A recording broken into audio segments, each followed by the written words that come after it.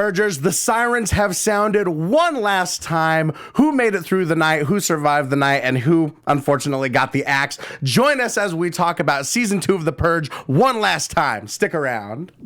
I'm Maria Menounos, and you're tuned in to AfterBuzz TV, the ESPN of TV talk. Now, let the buzz begin. Well, we knew it had to end sometime.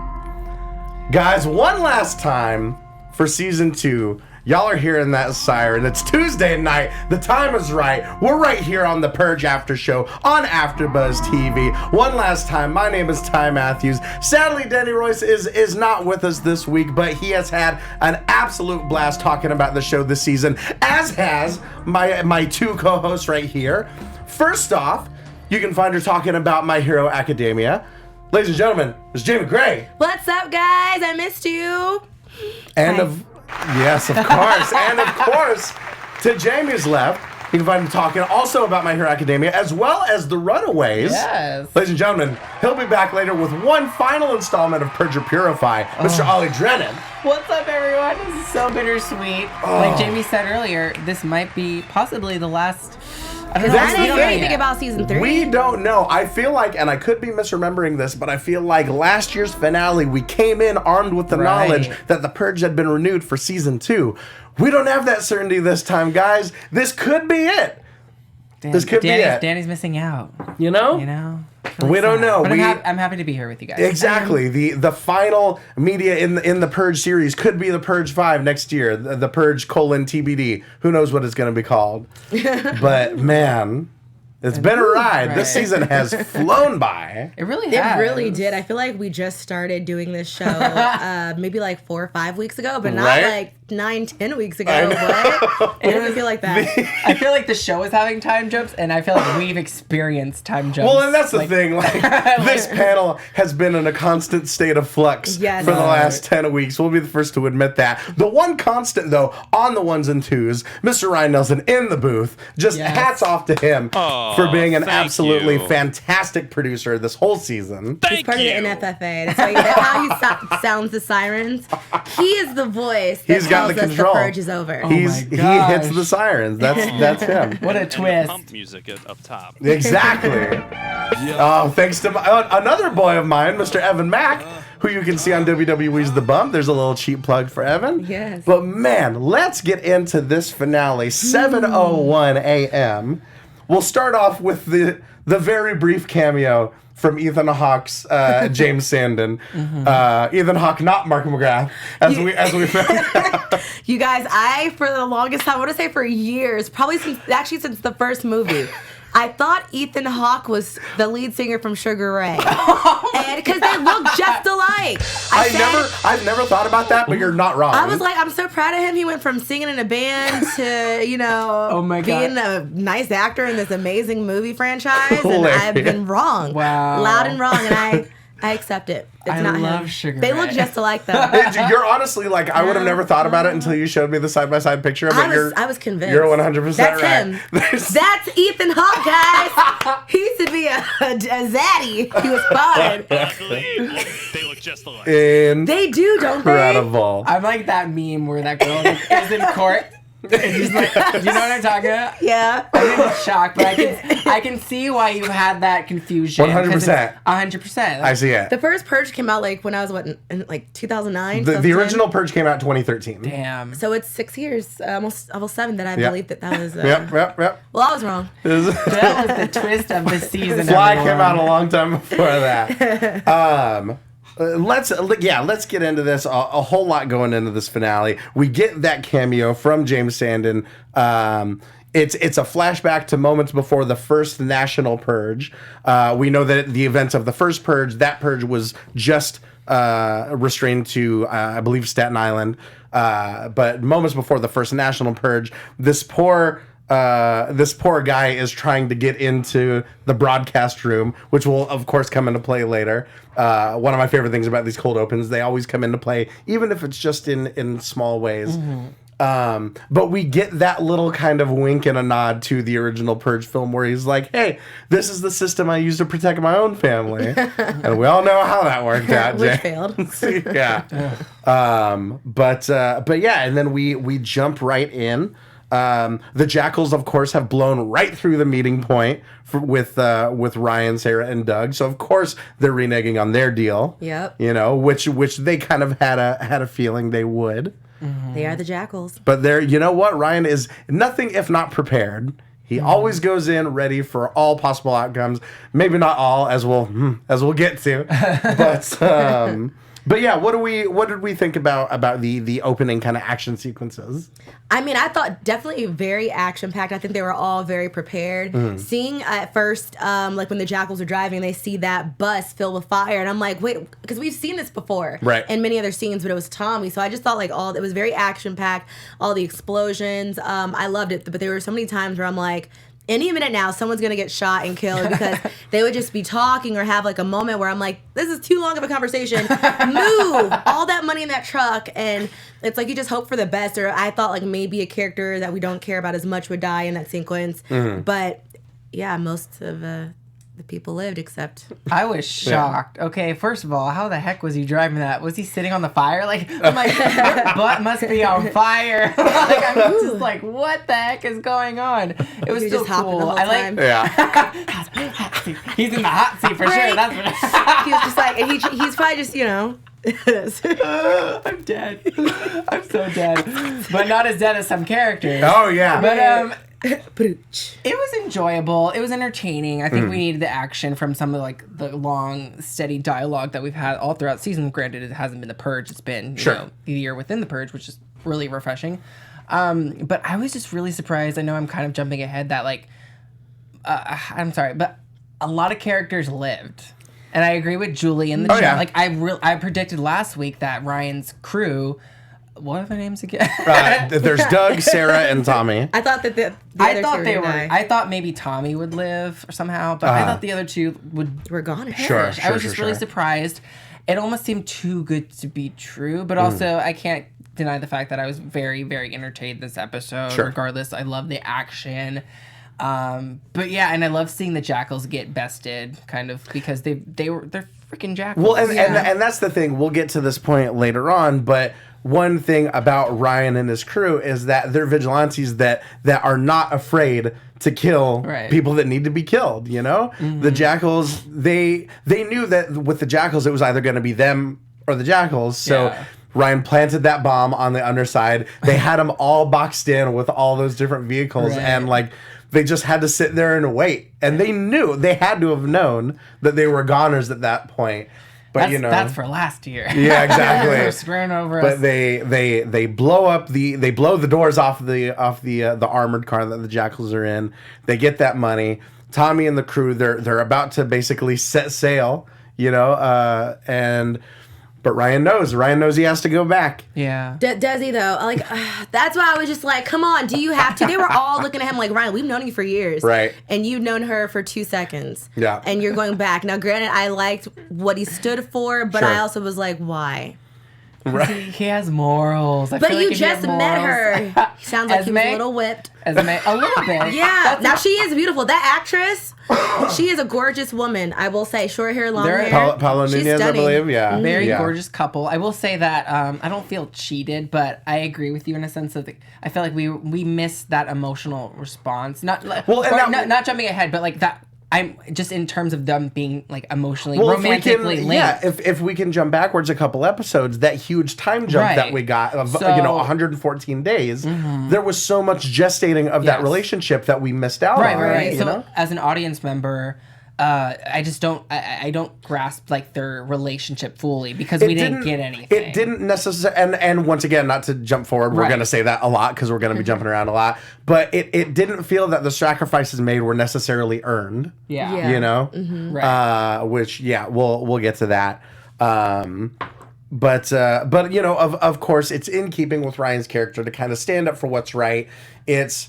You know, one thing that I do love is that he loves not only Esme, but you know the ideas that she stands for and what she's doing and kind of the cause that she's fighting for.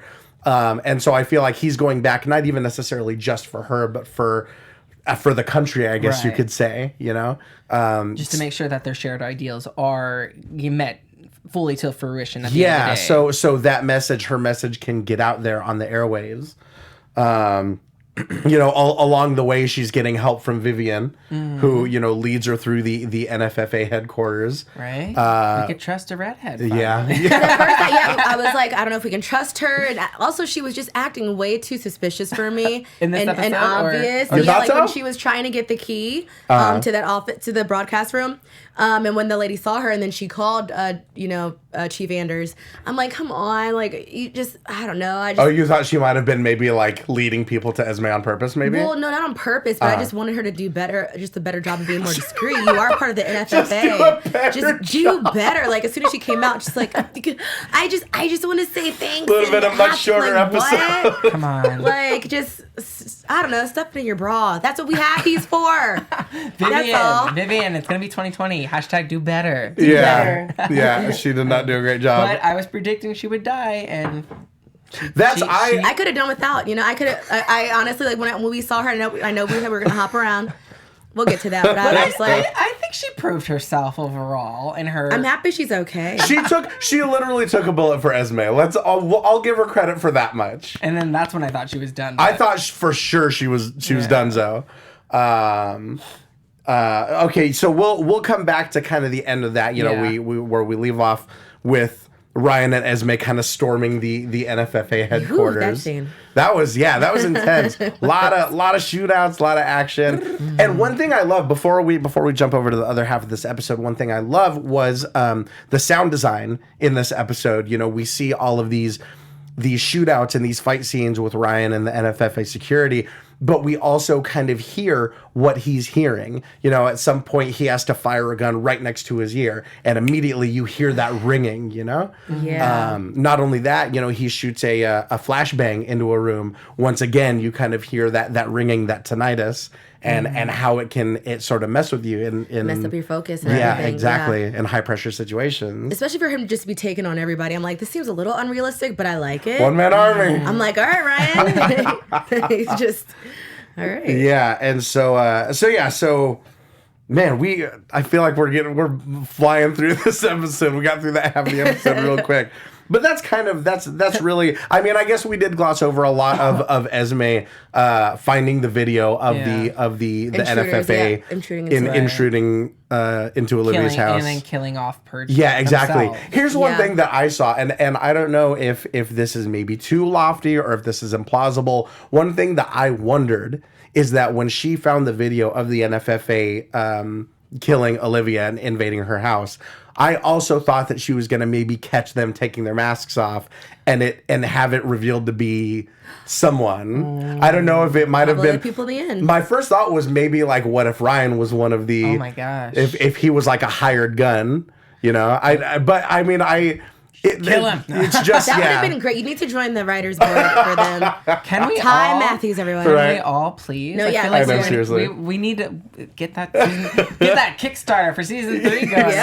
Exactly. So I just thought that with that security footage, I thought that we saw these masked people for too long, and it became like, I don't know, it became like a Chekhov's gun situation where it's like, all right, we saw them with masks. We've got to see the masks come off at some point, which we never saw. But that was unfortunate. Yeah, exactly. Yeah, but she's able to transfer that video to the broadcast room where she knows she's going to be, Vivian tells her she knows she's going to be a sitting duck. So all sorts of dangerous.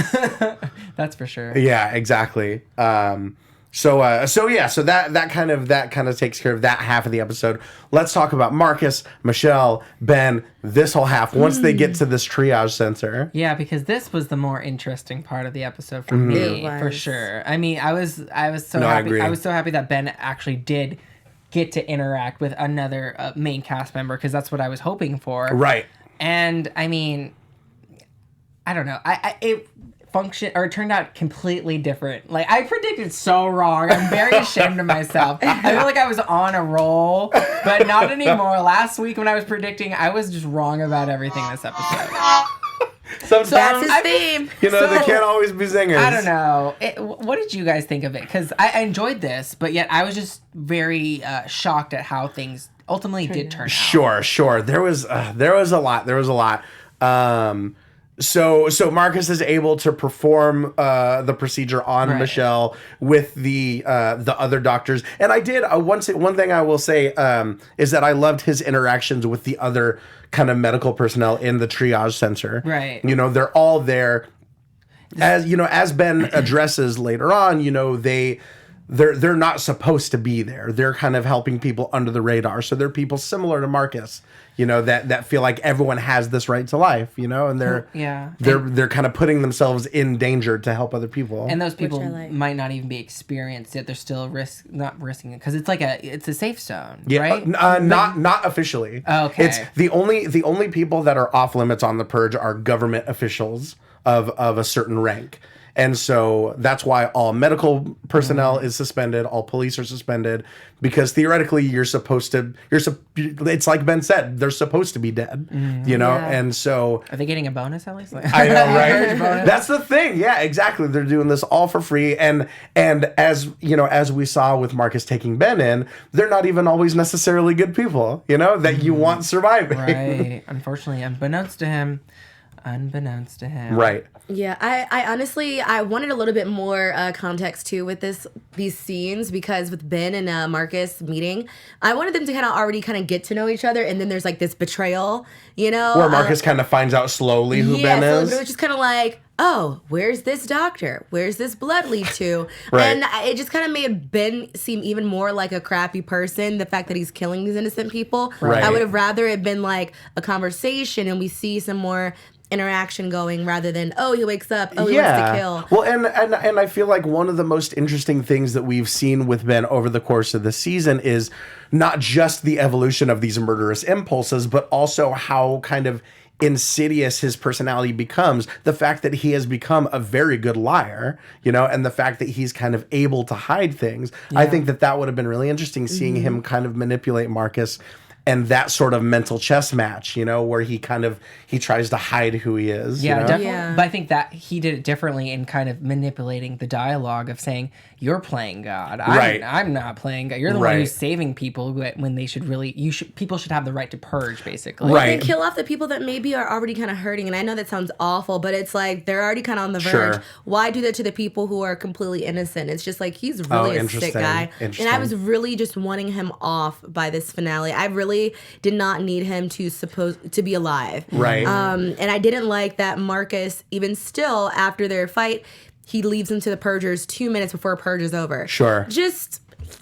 I see, like, I had issues for different reasons. I would have been okay with Ben surviving if he had been given something a little bit more interesting to do.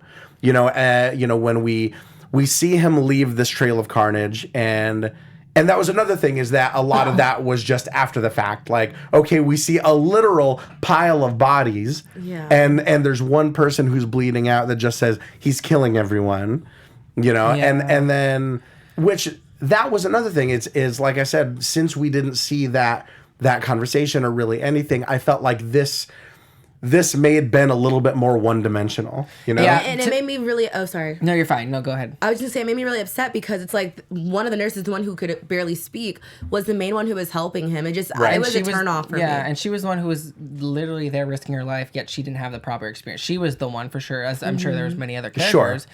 But also, I completely agree. I really wish Ben was killed. I feel like he completely turned... he lost his humanity. I feel like we kind of talked about that in previous episode. And but I feel like he's now like, he really just turned into like a plot device. And I think, in order to kind of show that the Purge is still going to go on. I think possibly that was season 3. Yeah, that was my biggest issue, is not necessarily that he lost his humanity, because we were on that path and we were seeing that arc and that trajectory. It was that he lost any semblance of a personality, it seemed like. Mm-hmm. You know, like he had this ethos, and we saw a little bit of that with his scene with Marcus. But it reduced him to just like Michael Myers, not to speak ill of Michael Myers, but it just reduced him to just another slasher, which I guess could be symbolic in its own way. But I felt like that Joel Allen as an actor, we had seen such good stuff from him over the course of this season. I think that may be what it comes down to, was I wanted to see more of his performance in this episode. Even I know that's pushing it, but even like some small redemption arc or something. Sure. But he literally, to me, became the Purge. Right. Like he became that plot device, and I really think that like kind of how the episode ended, which we'll talk about. I feel like if you want to end the Purge, you literally have to kind of take matters into your own hand. And I feel like one of the characters, Ben, just should have died. I feel like that would have been kind of symbolic of really kicking that movement. Kind of kicking that movement off, right? By actually killing a character who represents the Purge through and through, which was Ben. See, and I think that's where we disagree a little bit, because I feel like I would have liked to see Ben survive, but in a more interesting way. Like Marcus and Ben have their fight. Marcus tranquilizes Ben, leaves him outside to let the Purge take care of him. What I would have liked to see then is Ben have to fight off more of the Purge, right? Because that, I think that in itself could hold its own sort of symbolism. Or he's fighting the thing that he's been worshiping this whole season. That would have been so cool. And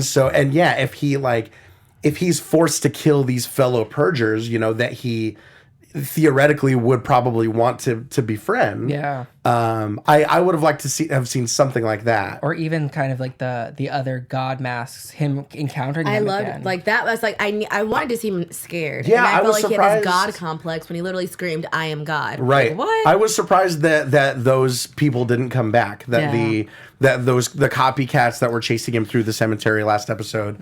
I thought that we were gonna see them return. That would have been great. Yeah. Like as soon as they leave him out, like when Marcus drops him off, if we see them like, oh, look who it is. Right. That's when you kind of saw that slight turn in his character of, oh wait, it's not going the way I want it. What have I done here? They're gonna come after me. And right. So he I felt like he was shook a little bit. Sure. In that interaction. Yeah. And so I think, and even just from an action kind of set piece standpoint, I would have liked to see this huge, like, almost like Neo versus all of the Agent Smiths, where he's just he's fighting off all of these Purgers and just like killing the shit out of all of them. He's definitely been training. And he becomes that juggernaut that he's been trying to become. Yeah. But I was disappointed in the character of Marcus for allowing him to live, like me too. It's like, isn't that the second time he did that? Like where he let someone live with Clint. Yeah, like come on, I love the fact that he's holding the Hippocratic Oath to the standard during the Purge, which is obviously this Sisyphean task. But like at a certain point, you've also got to think, when it comes to what's for the greater good, right? Like, do you kill this one guy because he's going to, if he does survive the night, which by that point there had only been, I think, a few hours left in the night, but he's going to continue killing. Yeah. So but I mean, I don't know. That gets into a whole other moral quandary that we don't have time for. Yeah, but I just kind of feel like he didn't kill. I agree. I wish I wanted to purge some people in this episode. Yeah. But I think Ben also still probably has that guilt of the death of Clint's wife on his hands, because he was kind of like the cause of that. That's why everyone wanted to purge him. So maybe that's why he has the complex of like, I can't stand for something and then do something that I'm completely against, which is the purge. Right. Right. And that, it could be seen as symbolic of the death penalty, like this person is a murderer. If I kill them, does that make me any better? Like, which once again, not enough time to get into that whole can of worms. But to switch gears a little bit, but keeping on the same topic, what did you guys think of Michelle surviving the stab wounds? I saw it coming. I knew that was going to happen, especially since she got the clavicle, the collapse lung. The clavicle. Right. But to me, I still was wrong in the sense that I thought Marcus was going to kind of go out like a hero, sacrificing himself for her. Sure. I knew she was safe. She was very... her being safe played it too safe for me. Right. Because it was just oh, now I'm better. And the ex-wife is perfectly fine with like looking after me. It's just like, this is the perfect moment for more drama. Right. Tanya, that could have been the perfect time for you to stab her other clavicle.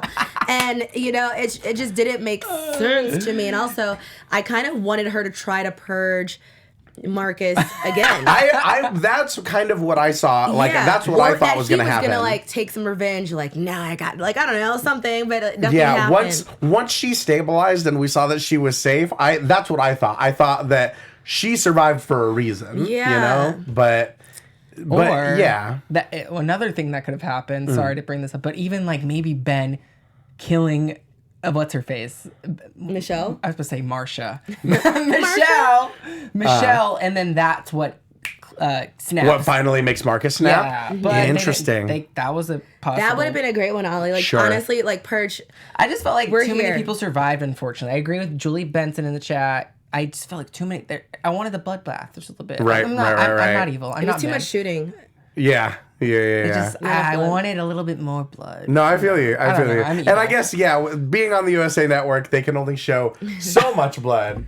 But so that in mind, let's kind of jump back to Ryan and Esme storming the broadcast room.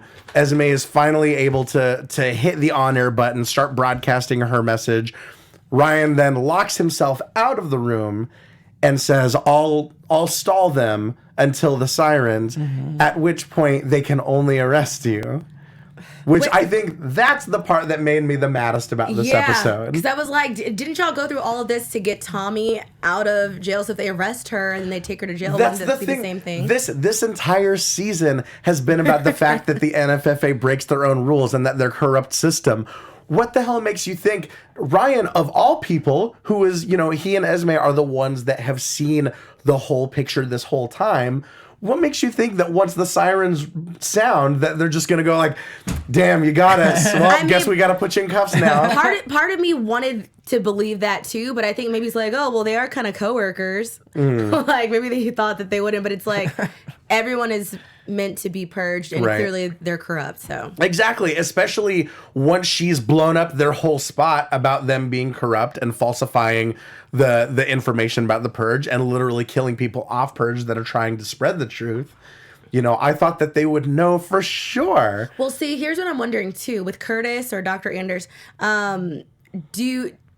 Do we think that he was attempting to shoot Esme because he also knew already? Because he was like, "Oh, impossible. The NFFA is not, there's no off kills on Purge." Where I thought that Director Anders was with this whole thing is that he didn't necessarily know, and I think that moment did shake him a little bit. But ultimately, I think he's one of those people that thinks that the Purge genuinely does good, even if the NFFA is bad. I think he might think that maybe the Purge still does good, and that, that rules are rules, so to speak. For a hot second, though, when they were walking in, I was like, okay, maybe he will let them walk in. I just kind of wish that he did. And that way, then, if you're inside the room and you don't like what you're seeing, then pow. But, why do that before they even get in? And then you shot the wrong person, technically. So the wrong kid died. That's why you died. Right, yeah. But, yeah, and so I just thought that the same with Marcus letting Ben live. I felt that Ryan sacrificing himself for Esme felt so out of character, And it felt like he would have been smarter than that. Yeah. For all that hard work that they did. The Ryan that we've spent 10 episodes with, I feel like would have been smarter than that and would have known that they were going to, even if he went in and knew, both of us are going to have to sacrifice ourselves. But the fact that he said, no, they're just going to have to arrest you after the sirens, like, that's not going to happen. It was just his end game, Yeah. Right. He probably had thought that somehow, but even then, I agree with you guys, because the fact that, what's her face? I can't remember her names, everyone. Esme, it's almost as if she just had nothing to lose in a sense. So I'm mad that she died, but also I can see why she died, because or the writers chose her to die because that's the thing. Yeah. She was already wanted. Right. She was the most wanted woman in America. From the NFA. Really. And that's and that's the thing. I want to be clear. The fact that they sacrificed themselves, I am totally okay with that. That's not what I have a problem with. It's the fact that Ryan thought that they were just going to play things by the book and that he was going to sacrifice himself for her. Yeah, and also, like, when they had, you see the explosion, it's like he's hovering down. I wanted him to stay down because part of me believes that I mean, I guess they would have all gotten shot anyway, but right. Part of me believes that, like, once he got up and he was, putting his hands on the window with Esme, why are you doing that? Like, sure. You're literally turning your back to them. Right. You know they still have guns. Why would you let down your guard? Yeah. And I feel like he still had some ammo, right? So it's like, and also he should have come prepared with more explosives and things like that before he even went in there. Like, do whatever you can and kill them off. I just feel like it could have been prevented. And it was almost as if the plan, I guess, was looking, I said this already, but the plan was going way too according. Like, it was working so much in their favor, so maybe having that picture perfect ending wouldn't have been like, it was like, wait, they have, like, they had no conflict, basically. So the whole sacrificial lambs, they were, it was justified. Like I said, I am more than happy with them sacrificing themselves for the greater good, for the message, But I just felt that Ryan's reasoning for it, that's what I'm taking issue with, especially because this whole season has dealt with them trying to break Tommy out of prison because they literally sentenced him to death. They said, you're going to be in jail for a year, and on the next Purge Night, we're going to kill you. What makes him think that the same thing wouldn't happen to Esme if she got arrested? Especially after he's dead. It's like he knew it was going to happen. Exactly. So. Now she doesn't even have you to bust her out. So she's for sure, she's dying either way. Yeah. It's unfortunate that also Esme's character didn't get to reunite with her sister. I feel like they could have done something along the lines of that, even if before Purge Night, have some kind of scene because they left not having closure with one another. Sure. Sophia kind of, which we'll bring up, I'm sure. Sophia kind of showed up at the last second to kind of talk about her sister. Yeah. So it was very unfortunate that was never like a reconciling between the sisters. Also, do we think that Esme could have made this announcement the day after Purge too? Why do it while people are purging, like before 2 minutes? Like, no, because I think the whole point of storming the headquarters during Purge is because that's their busiest night. And so they're kind of distracted. That's where you can hear the sirens, too. Yeah. Right, so it's like she just releases like a YouTube clip. Really. In this video today, I'm going to spill. Let's make this go viral, guys. Up, fam? Subscribe. Smash that like button. her TikTok was viral. But yeah, so she's able to make her announcement. Ryan sacrifices himself. He gets turned into Swiss cheese. I did like that moment of, when they did, to the NFFA security's credit, they did try to arrest her, but then of course they get the call saying that the orders stand, even after the sirens. And you get that moment of reluctance, hesitation, sadness, whatever, on the guy's face. And he has to plant one right in her forehead. Both Ryan, Esme, gone. Did he have to do that? Did he have to kill her? Like, at first I was like, maybe he's just going to be like, all right. But I think after a while he was just like, nah, you gotta go. He knows. Because, the NFFA would not only kill him, but they would probably go after his family, too. So it's hard. Even after hearing what she had to say about it. It's right. Like he's already stuck with the NFFA. Like, exactly. He has to collect his check. He's getting that holiday pay. Right.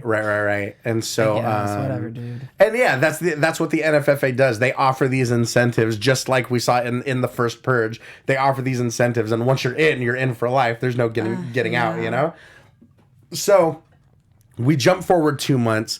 The gang, Doug, Sarah, Tommy, they're all in Panama City. They've got an empty chair, in memory of Ryan. They talk about what to do with his cut. Cut to this newfound resistance, which I really enjoyed this part of the epilogue, this newfound resistance that's using Esme as this kind of like iconic figure. Darren's there, Turner's there, Sophia's there, Tanya's there, Andre's there. All of these kind of tertiary characters that were anti-Purge are part of this resistance.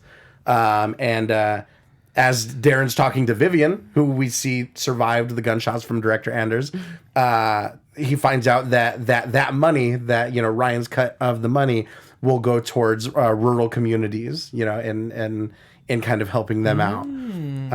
Perfect for the setup for the movie. Exactly. Yeah. So we get this awesome speech from Darren, talking about the resistance. I guess I imagine Marcos was there too. I don't know if I can't remember seeing him, but I imagine he was there too. I think he was. Yeah, right. That would make sense.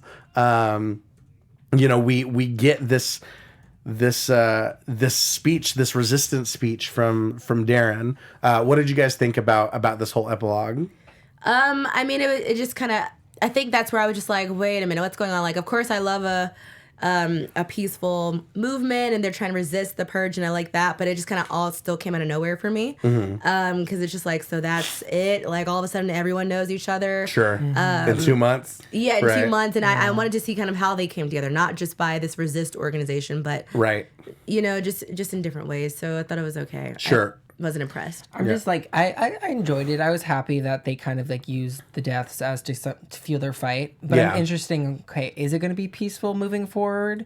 Are they going to actually be a like peaceful protest, or are they actually going to fight fire with fire to end the purge? You know, so they can go about it both ways. Sure. Or maybe they're just going to try to. Maybe they're in that experimental phase. But right, exactly. But I'm like looking at all these characters. I'm like, some of y'all should have been dead. Right, and that's what I thought. I don't think we have time to get into proper predictions, but that's what I thought was going to happen, is that we were going to have this kind of final standoff between, Darren and the Resistance, and maybe Ben and an army of Purgers. I also thought that while Ben was over here sharpening his machete or blade or whatever that was, that he might show up at the rally too. I don't know. I was just like, where is he going? And then when we see that he just puts his mask on and nothing actually happens, I was like, okay. Yeah. All right. Because we don't know if there's going to be another season just yet. Right, so. exactly. So that's it, y'all. That's season 2. A lot happened. I think I personally liked the finale. It was some bits of the ending. We're not done just yet. But yeah, so that's, we'll see if there's a season 3. Ollie, let's get into one final Purge or Purify. Yes. To take us out. Yes, guys. You know what the segment is. If you don't, well, real quickly, all you have to do is let us know about this episode. Would you purge or purify someone, something that happened? Very simple. Does anyone want to go first? Because I always do this first. Are you guys ready? I would love to not go first this time. Right. Fine, I'll go first. Yeah, you go for it. Yeah. I would purge Ben. Yes. I don't care. Purge, he needs to die. I understand why the writers, chose to be alive, but he just had too much blood on his hands, too much innocent blood. But maybe that's the reason why, it's to show that the purge doesn't help us, and that was the whole message of this season. Right. Yeah. So it's okay. I'm just gonna have to go with you. I really just wanted him done by this episode. I was excited to see him die, but it didn't happen. So. Yeah. Right. I you know what? I might have purged Turner. I love Turner, but I would have liked to see that final showdown between Ben and Turner. Maybe Ben finally kills him and shows just the slightest hint of regret before putting the mask back on. I'm surprised you get none of Or you maybe guys... if Turner could actually kill off Ben. That's true. Yeah, either way, I would have been cool. Because it is either all way. kind of Turner's fault. Exactly. Wow. But yeah, that's it. That's our episode. That's our season. Like I said, we don't have any news. We don't have any news about the Purge 5 or a possible season 3. Fingers crossed. We did have an absolute blast talking about season 2 with y'all. There's no reason the conversation needs to end, though. Find us on Twitter. Find us on YouTube. Download it on iTunes. Comment, review, subscribe, rate 5 stars if you're nasty. If you're on YouTube, leave us a comment, leave us a thumbs up. Let's keep this conversation going. Guys, one last time, where can they find you? Yes, guys, thanks for tuning in to the live chat. We love you, New Mommy, Cassandra, Cloudboy, Just Sheldon. You guys are awesome. I'm Ollie Drennan. Follow me on all social media platforms, Twitter and Instagram, at Ollie Dreamer. Love you guys. All right, I'm Jamie. You can find me on Twitter at It's Jamie Gray or on Instagram at Jamie Gray, JAIMIGRAY. Love you guys. And as always, one last time, you can find me on all forms of social media at Ty Matthews PMA. This is my final time in the studio for the year. X-Pac 12360 will be back in January. Obviously, this is it for this season, but you can find me on social media. You can find me with Friendo at the Pack Theater with the Magicians once the Magicians comes back for season 4. But guys, thank you so much for joining us. Until next season, hopefully one last time, stay safe. Our founder, Kevin Undergaro, and me, Maria Menounos, would like to thank you for tuning in to AfterBuzz TV. Remember, we're not just the first, we're the biggest in the world, and we're the only destination for all your favorite TV shows. Whatever you crave, we've got it. So go to AfterBuzzTV.com and check out our lineup. Buzz you later. The views expressed herein are those of the hosts only and do not necessarily reflect the views of AfterBuzz TV or its owners or principals.